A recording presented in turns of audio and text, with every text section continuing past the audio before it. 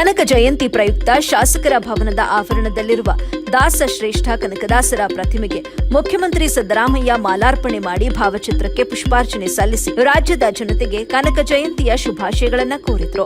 ಬಳಿಕ ಮಾಧ್ಯಮದವರೊಂದಿಗೆ ಮಾತನಾಡಿದ ಅವರು, ಕನಕದಾಸರು ಸಂತರಷ್ಟೇ ಅಲ್ಲದೆ ದಾರ್ಶನಿಕರು, ಸಮಾಜದ ಸುಧಾರಕರು ಕೂಡ ಆಗಿದ್ರು. ವಿಶ್ವ ಮಾನವರು ಆಗಿದ್ದ ಅವರ ಜಯಂತ್ಯೋತ್ಸವವನ್ನ ಸರ್ಕಾರದ ವತಿಯಿಂದ ಆಚರಣೆ ಮಾಡಲಾಗುತ್ತಿದೆ. ಕನಕದಾಸರು ಹಾವೇರಿ ಜಿಲ್ಲೆಯ ಬಾಡ ಗ್ರಾಮದಲ್ಲಿ ಜನಿಸಿದ್ರು. ಕಾಗಿನೆಲೆ ಅವರ ಕರ್ಮಭೂಮಿ. ಕಾವ್ಯ ಕೀರ್ತನೆಗಳನ್ನ ರಚನೆ ಮಾಡಿದ್ರು ಎಂದು ವಿವರಿಸಿ ನಾಡಿನ ಎಲ್ಲಾ ಜನತೆಗೂ ಕನಕ ಜಯಂತಿಯ ಶುಭಾಶಯಗಳನ್ನು ತಿಳಿಸಿದ್ರು.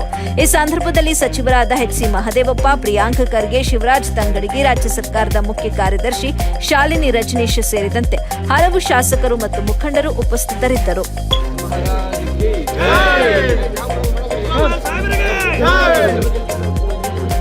ಭಕ್ತ ಕನಕದಾಸ ಜಯಂತ್ಯೋತ್ಸವವನ್ನು ಆಚರಣೆ ಮಾಡ್ತಾ ಇದ್ದೀವಿ ಸರ್ಕಾರದಿಂದ. ಇವತ್ತು ಸರ್ಕಾರಿ ರಜಾ ಕೂಡ. ಕನಕದಾಸರು ಹುಟ್ಟಿದ ದಿನ ಇದು. ಕನಕದಾಸರ ಹುಟ್ಟಿದ ದಿನ. ಅವರು ಹಾವೇರಿ ಜಿಲ್ಲೆ ಬಾಡ ಗ್ರಾಮದಲ್ಲಿ ಜನಿಸಿದ್ರು. ಆಮೇಲೆ ಕಾಗಿನಲ್ಲಿ ಅವರ ಕರ್ಮಭೂಮಿ. ಅವರು ಕಾವ್ಯ, ಕೀರ್ತನೆಗಳು, ಮುಂಡಿಗಿ ರಚನೆಗಳಿದ್ದರು.